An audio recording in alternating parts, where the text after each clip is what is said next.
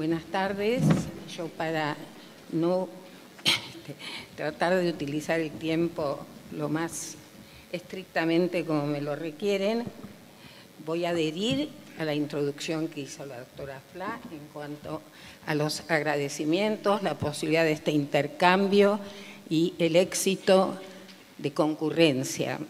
Espero, en el breve tiempo que me tienen asignado, poder, aunque sea dar un breve pantallazo sobre dos temas que me parecen muy importantes dentro del derecho de familia. Además, creo que lo primero que me he preguntado muchas veces al leer el nuevo código, al trabajar en las nuevas leyes, era si esta reforma era necesaria. Creo que la temática que me han asignado es la que muestra acabadamente que la reforma era imprescindible. ¿Y por qué digo esto? Hoy el doctor Roncoroni se refirió a los cambios sucedidos en toda la temática de filiación. Ese es un tema, que el derecho no puede estar atrás siempre, sino que tiene que receptar qué pasa en la vida y que no puede ser que la sociología, o sea, el estudio de la realidad, aparezca siempre en una gran tensión con el derecho. O el derecho recoge la realidad o el derecho deja de cumplir la función de pacificador social, de cuidar a los seres humanos que le compete. Entonces, vemos que en esta materia, y con un trasfondo de principios constitucionales que no siempre eran receptados por los operadores del derecho, principios constitucionales que están y surgen con toda claridad en los fundamentos del proyecto, en los miembros de la comisión redactora, de los doctores Kamelmacher, Lorenzetti y Elena Hayton, que nos dicen y nos señalaron que lo que tenía que mostrar estas nuevas normas era cómo los derechos humanos incorporados a la Constitución de 1994, todo lo que dicen aquellos tratados, sobre todo la Convención contra todo tipo de discriminación de la mujer, la Convención de los Derechos del Niño, Pacto de San José de Costa Rica, no eran letra muerta, sino que debían traducirse en normas de un código civil nuevo que pusiera al servicio de los ciudadanos esos principios y no que quedara sujeto a distintos operadores, a distintos seres humanos con sus características subjetivas, si tenían que aplicar lo que decía el código o tenían que aplicar lo que dicen los tratados de derechos humanos. Desde ese punto de vista, yo creo que aplicación de los tratados real en el ejercicio, en el hacer de todos los días de las personas y de los operadores de la justicia y recoger los nuevos avances científicos y tecnológicos que nos ha aportado la biología molecular era una necesidad. Es por ello que pienso que las materias que voy a tratar de dar un pantallazo, o sea, filiación y responsabilidad parental, no pueden analizarse sin tener presente lo que dice el artículo 1 del Código. Yo sé que muchos dicen, como decían de la Ley 26061, que no es necesario, que es reiterativo, lo que ya sabemos. No necesito tener un artículo del Código que me digan que los tratados de derechos humanos están incorporados de 1994 al bloque de constitucionalidad, que son obligatorios, pero lo cierto es que los seres humanos, somos falibles, y hay temáticas jurídicas que merecen ser reiteradas hasta que impregnen la conciencia social y de cada uno de los individuos para que los pongan en práctica.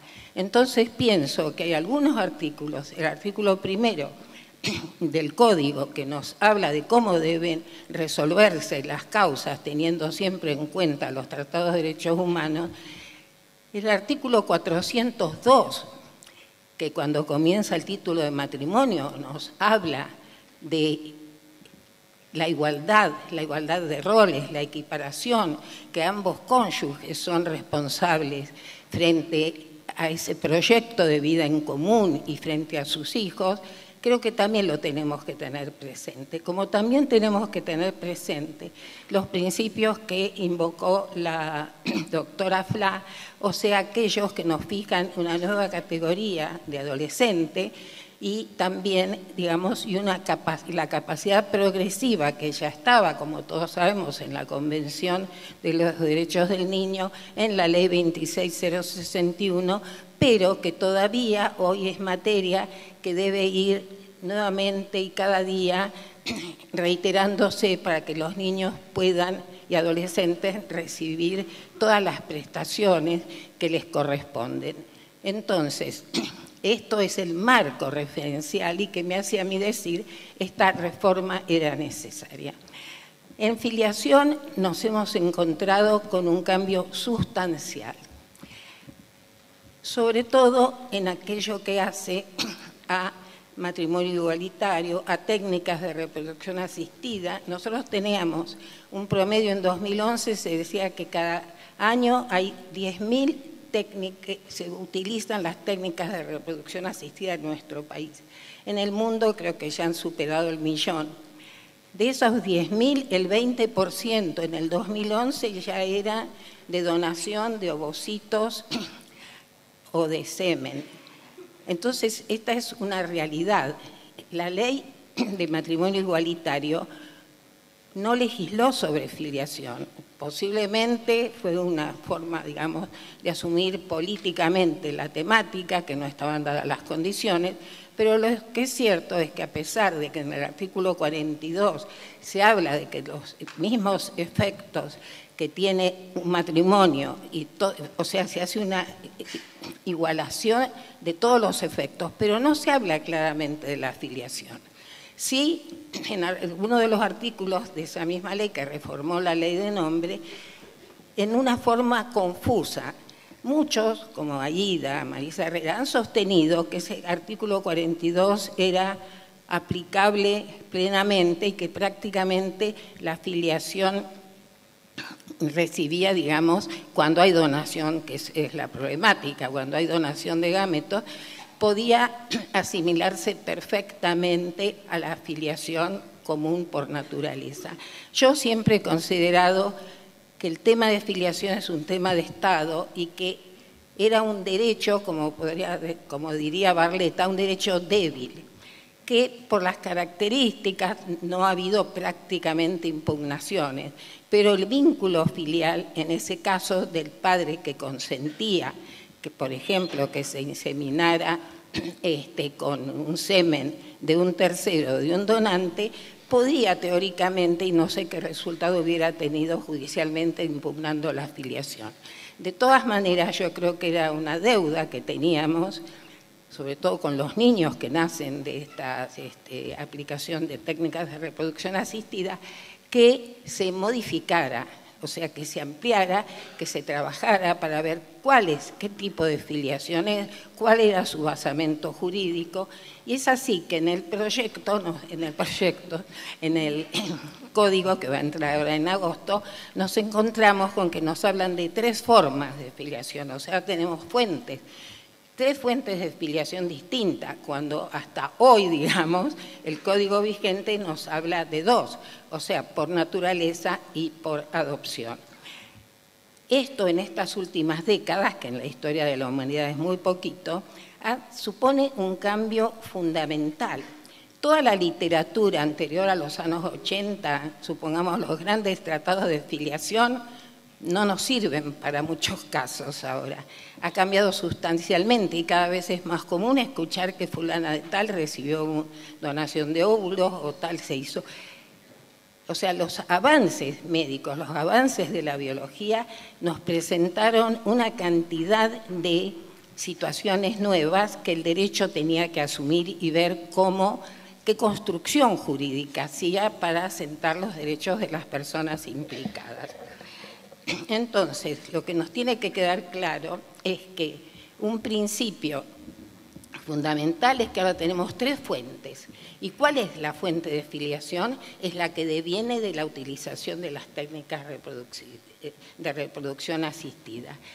Segundo tema que toca el artículo, el código en el artículo siguiente, que es el artículo 559, era receptar uno de los principios básicos que se tuvo en cuenta al trabajar el tema de filiación. O sea, igualdad, no discriminación.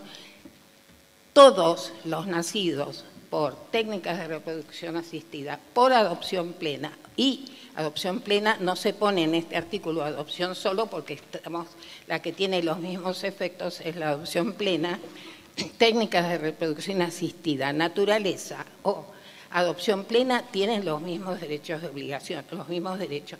En el artículo siguiente, cuando se nos habla de certificado de nacimiento, se dice que en todos los certificados no tiene que haber ninguna referencia a si un niño fue concebido con las técnicas de reproducción asistida, si es matrimonial, extramatrimonial, adoptado o por naturaleza. O sea, principio de igualdad, no discriminación. Ahora, la pregunta siguiente que había que hacerse era si podía aplicarse y podía legislarse en general, salvo algunos principios generales como este de no discriminación, igualdad, celeridad para la inscripción, si eran aplicables las normas, así como no son aplicables todas las normas para la adopción, filiación legal o para la filiación por naturaleza, se advirtió que tampoco eran aplicables todas las normas que rigen la filiación por naturaleza y la filiación por la reproducción y por las técnicas de reproducción asistida. Vamos a trabajar como hay muy poquito tiempo y en realidad en la filiación por naturaleza hay algunas modificaciones sustanciales que las voy a decir muy rapidito para después trabajar con ustedes las técnicas de reproducción asistida, que tienen que ver con, supongamos, una ampliación muy importante en la legitimación para accionar, en la impugnación, por ejemplo, de la paternidad matrimonial se le da legitimación a la madre, ¿se acuerdan del famoso caso Páez Vilaró, que durante mucho tiempo la madre no la tenía el padre biológico, ahora la tienen todos los interesados.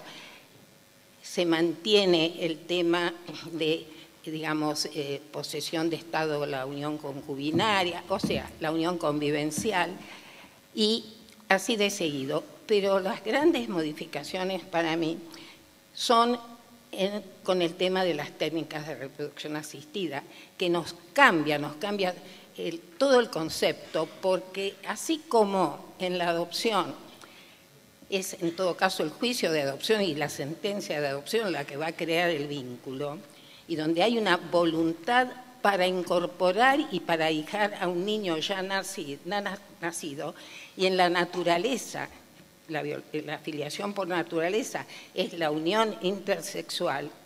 ¿Qué pasa en los casos de técnicas de reproducción asistida?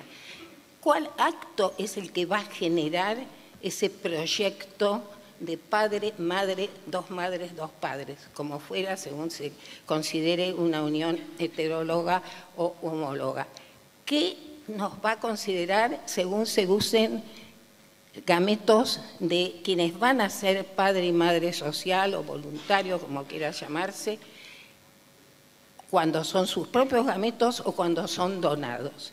Esto da una cantidad enorme de posibilidades distintas. Entonces, inteligentemente, creo yo, se logró acuñar el Instituto de la Vocación Procreacional, que yo creo que tendría que ser más procreacional parental que procreacional, porque en algunos casos la procreación como tal, como hecho biológico, las partes pueden no participar, por ejemplo, en algún caso de maternidad subrogada, según las legislaciones diferentes, pero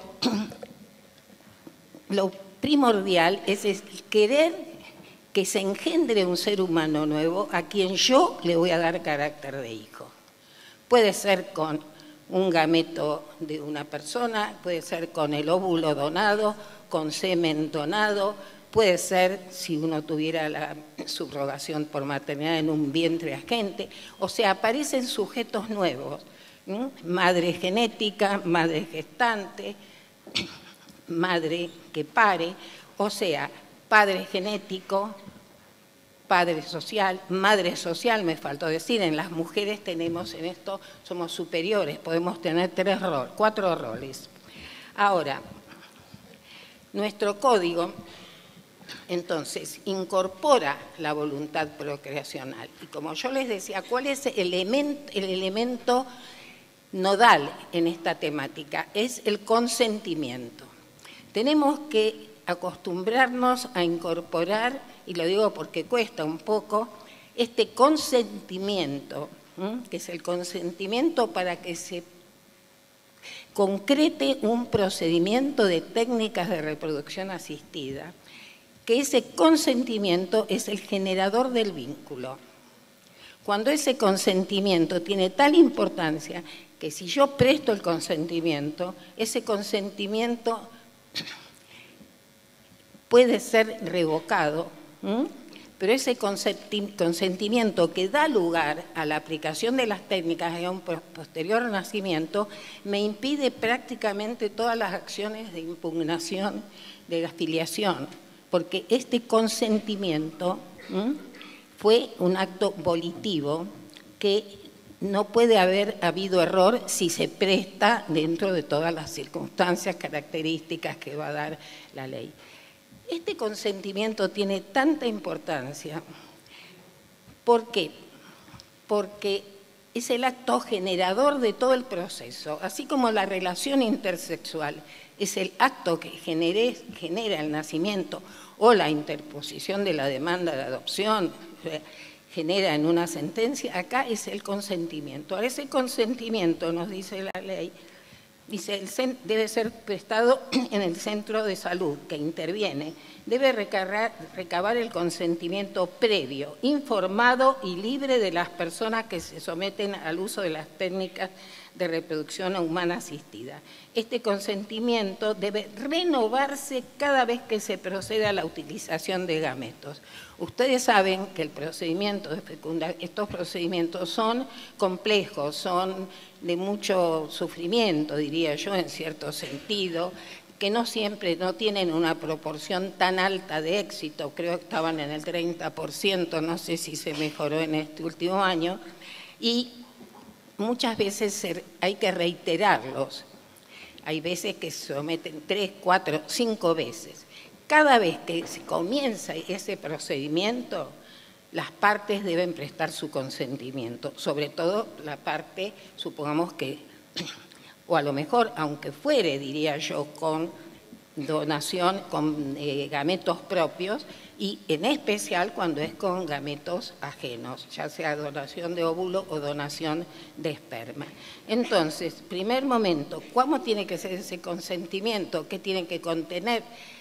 El consentimiento, acá tenemos que recurrir a las leyes que ya nos han hablado en cierto modo de donación de óvulos y de gametos, por ejemplo, la ley de prestaciones sociales para las técnicas de reproducción asistida, la ley de derechos del paciente, que hoy mencionaba la doctora Fla, que nos explica cómo debe ser el consentimiento en todo este tema, en esta temática, pero acá hay otros temas que hay que incorporar en el consentimiento, los trae en cierto modo el proyecto de leyes de la ley sobre reproducción asistida que tiene media sanción del Senado, porque las partes tienen que decidir qué van a hacer con posterioridad, qué con los embriones que nos implanten, por ejemplo, qué van a hacer si los quieren donar, si los van a usar para otros fines de investigación.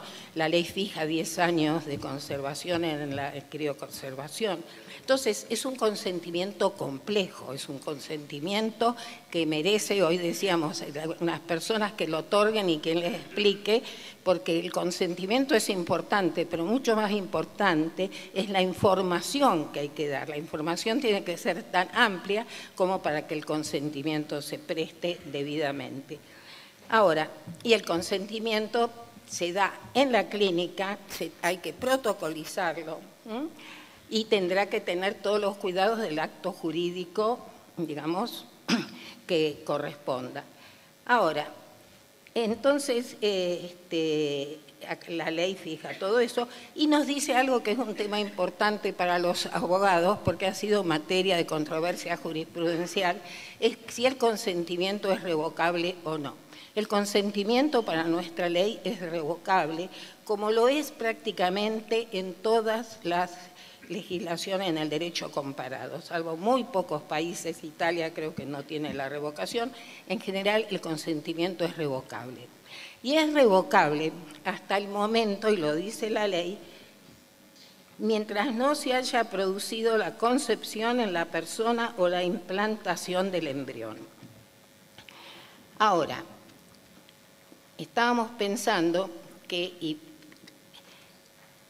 ¿quién es el dueño del embrión? El embrión en realidad no hay un dueño, pero lo que sí tiene que haber una voluntad de consumo. Nosotros tuvimos un caso acá, en la sala que estaba la doctora Matera, era 2 años, en el cual una señora ¿qué pasa? Cuando sucede un fallecimiento, sucede una separación o un divorcio, ya no hay esa voluntad procreacional de consumo.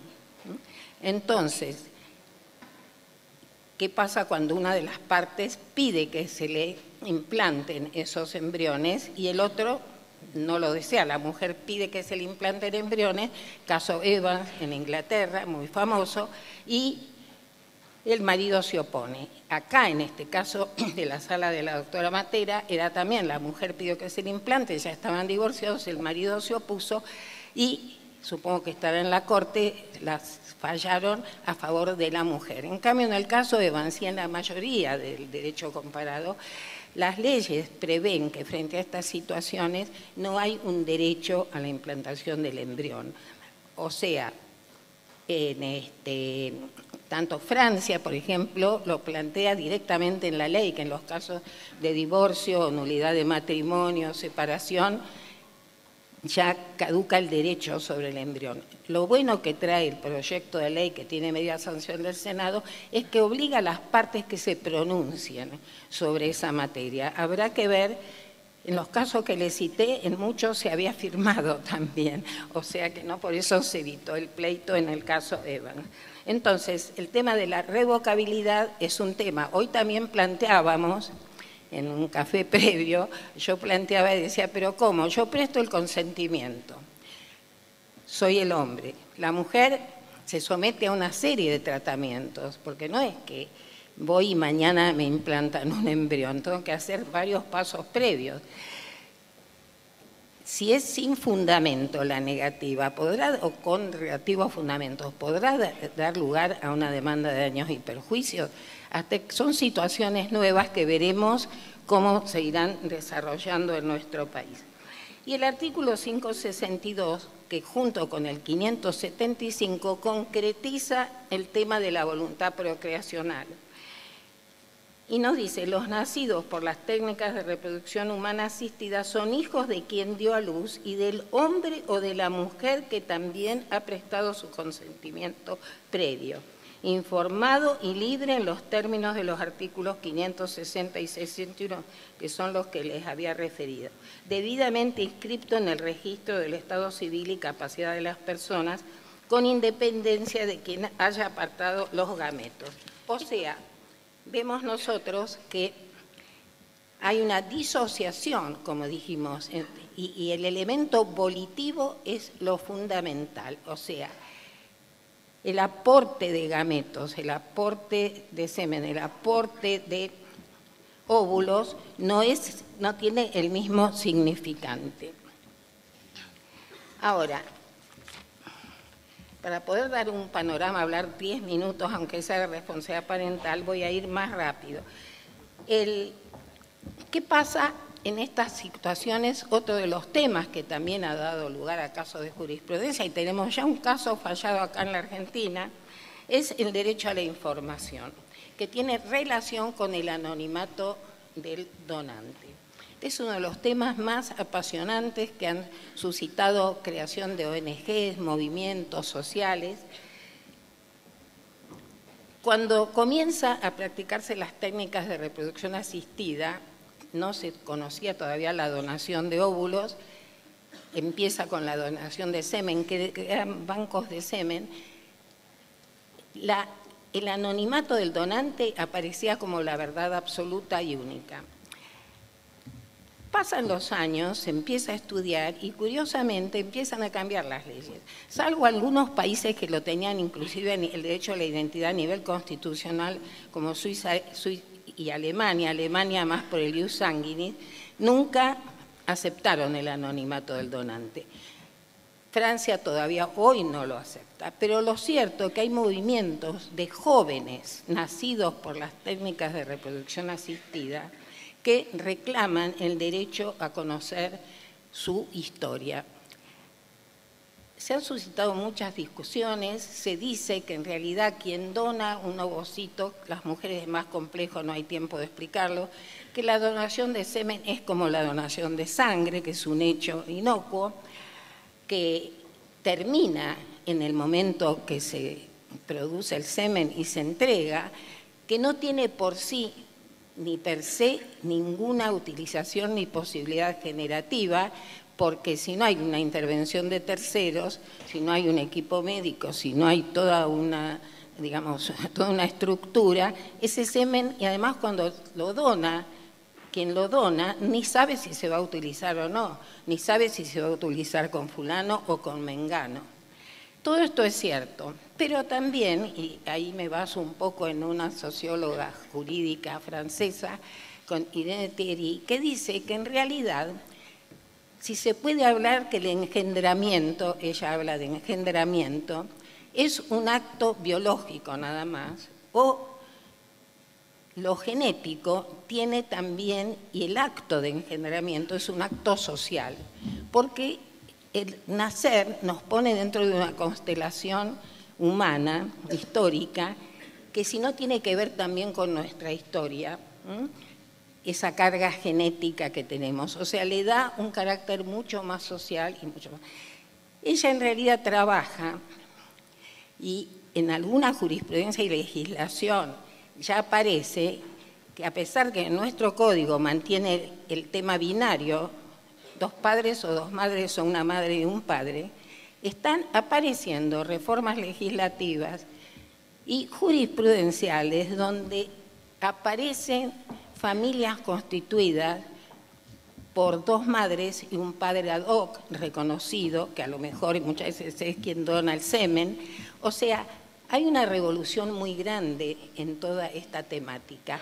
Lo cierto es que el código, salvo de que mantiene lo binario, ha receptado, y esta reforma para mí era imprescindible porque nos dio un paso adelante en la seguridad jurídica y los vínculos filiales de los niños nacidos por técnicas de reproducción asistida, sean de parejas homólogas o heterólogas.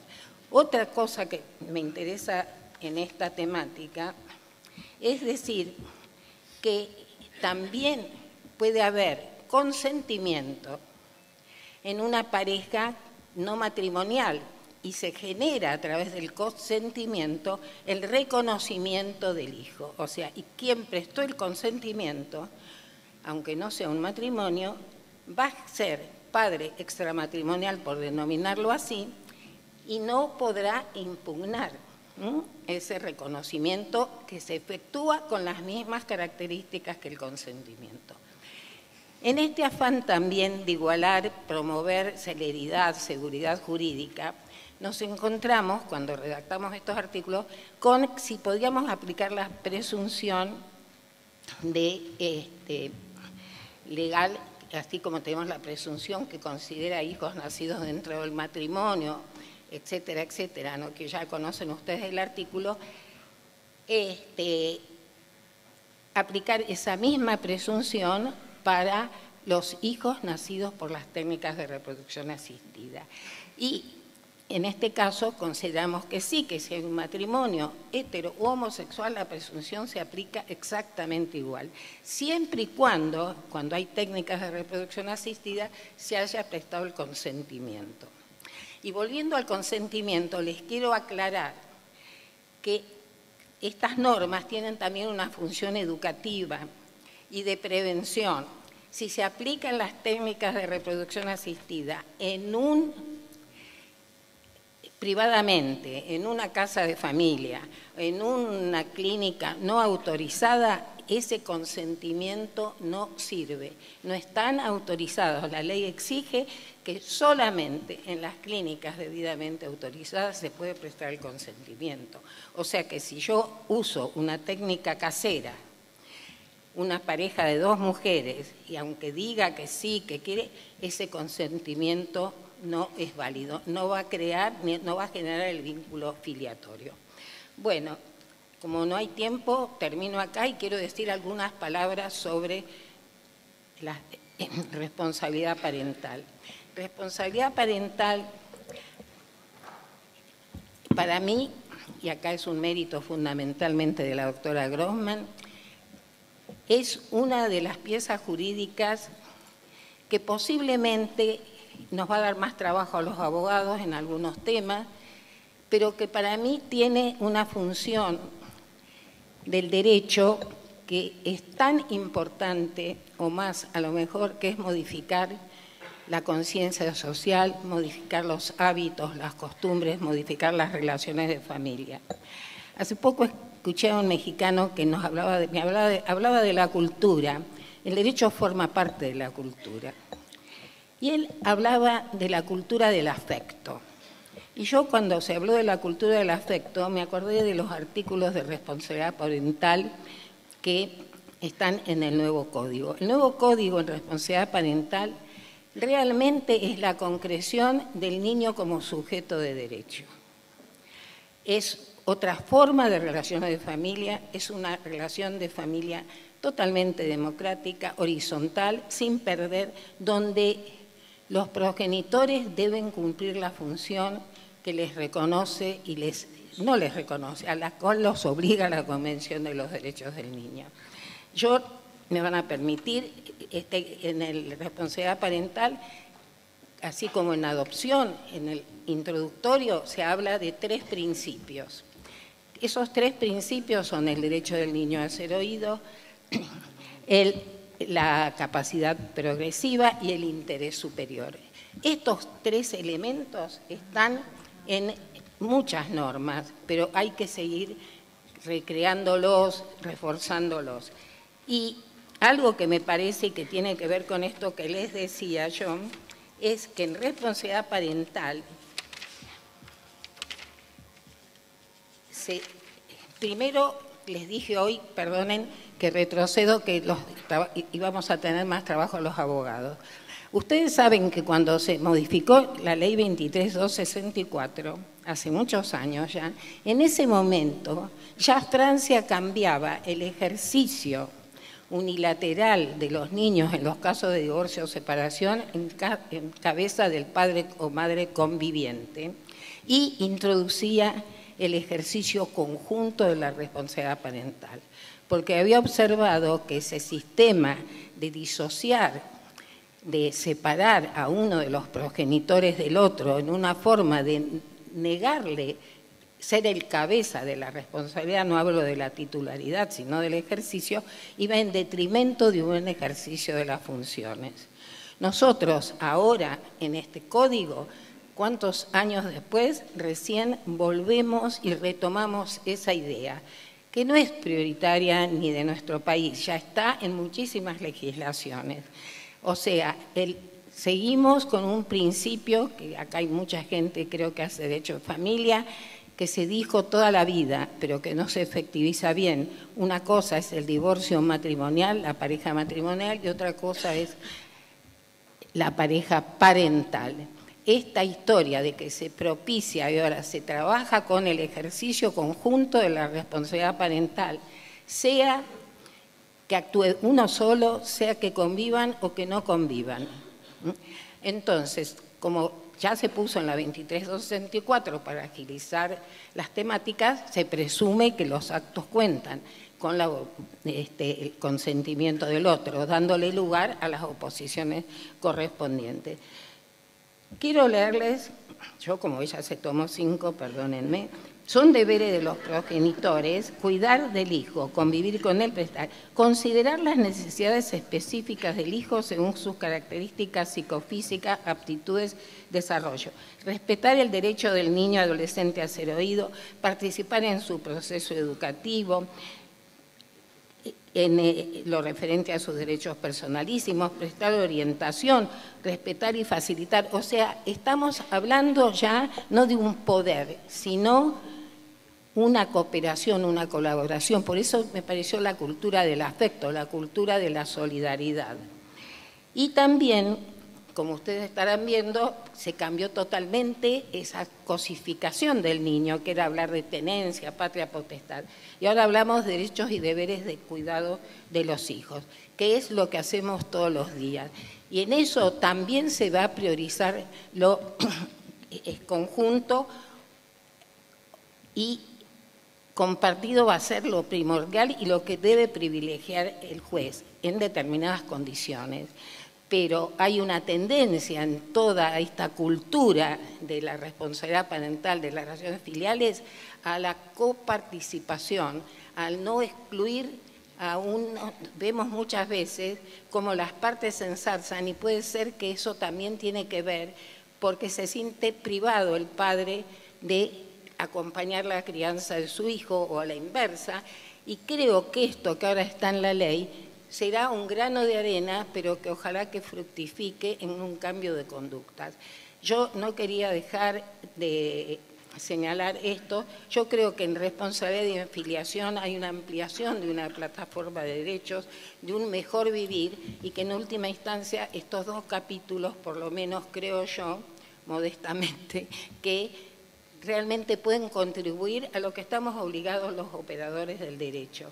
O sea, como cualquier ciencia, la jurídica, ¿para qué existe? Si no es para que construyamos instrumentos para un mejor vivir. Nada más, gracias.